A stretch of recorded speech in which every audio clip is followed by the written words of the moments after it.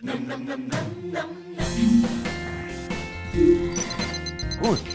incoming messages.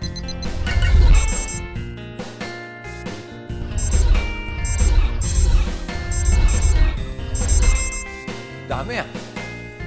Pero teka, parang isa lang ang pinanggalingan nito ah.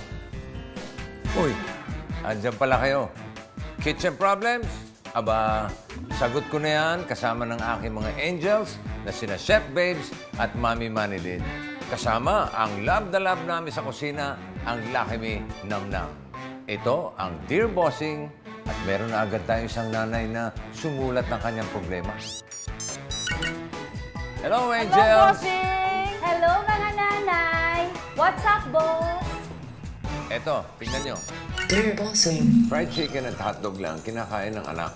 Baka raw walang sustansya ang mga pritong ito. Angels, kaya nyo bang solusyonan ito? Bigyan nyo ako ng healthy and easy to prepare chicken and hotdog dish.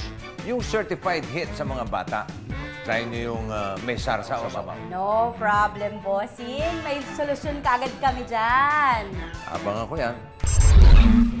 Chef, alam niyo ba, talagang nakaka-relate ako dyan sa problema ni Mami Jennifer. Sa totoo lang. Naku, simpleng trick lang yan. Mami Jennifer, panoorin mo ang aming lulutuin na chicken and hotdog apritada ala Nam-Nam tomato. Okay, mag-start tayo sa marination natin. Ito, Nam-Nam tomato. Gagamitin ko mamaya sa sauté at gagamitin ko rin siyang marination. Tapos, konting patis lang siya para lasang-lasa na siya. Okay? Tapos, siyempre, lalagyan natin ng crack. Okay. Nakikita mo yung granules ng tomato, papasok yan maya-maya. So, iiwan natin yan dyan. Sige, para maumpisa na natin ang ating pagsusute. Okay. So, buksan natin ito. Then, lalagyan natin ng kaunting oil. Oil? Okay. Then, lalagay natin ang onion. garlic. Garlic. Tapos, lalagay natin ito, yung lahat ng medyo may tigas, Patatas, no? carrots. Okay. Tapos, Then, lalagay natin ng bay leaf and chicken. Okay.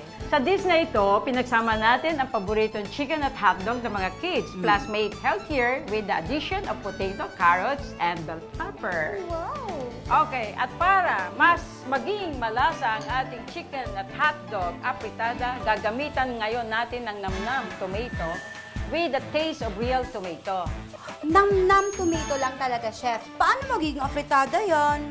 Dahil ang Nam-Nam tomato ay may tatlong linamnam ng meat, bones, spices, plus taste of real tomatoes. Kaya kuhang-kuhang amoy, kulay, lasa ng kamatis. Sa recipe na ito, 2 regular packs of Nam-Nam tomato lang ang kailangan. Sa 2 regular packs ng Lucky Me Nam-Nam tomato, worth 3 pesos each, winner sa lasang tomato ang sarsa ng inyong afritada. Malinamnam pero hindi sing mahal. Tipid ka. So, ngayon, lalagay natin ng kaunting hugas bigas. Hugas-bigas. Okay. I-add natin ang green and red bell peppers. Ito na yung last. Lagay natin dito ang hotdog. So, dito lang siya sa ibabaw. Pwede na natin itong i-serve, no? Okay, Mami Jennifer, ito na ang special chicken at hotdog apritada ala Nam-Nam tomato na sigurado magugustuhan ng mga anak mo. Naku, nakakagutom naman to. Lagyan ko na to kay boss. Sigurado. Nam nam nam nam nam nam. Natatakam na ako sa niluluto ng Angel sa kusina. Bossy, Yun. here na. Chicken and hotdog apritada ala Nam-Nam tomato. Ooh. Para kay Mami Jennifer. Tikman mo na.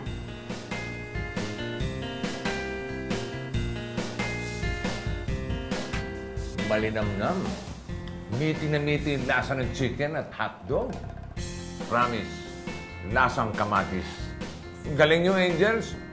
Ano sabi ni Mami Jennifer? Salamat, bossing, sa iyong mga angels at sa Lucky Me Nam-Nam tomato. Mas madali na magluto ng disasa at may sabaw. Love ko na ito.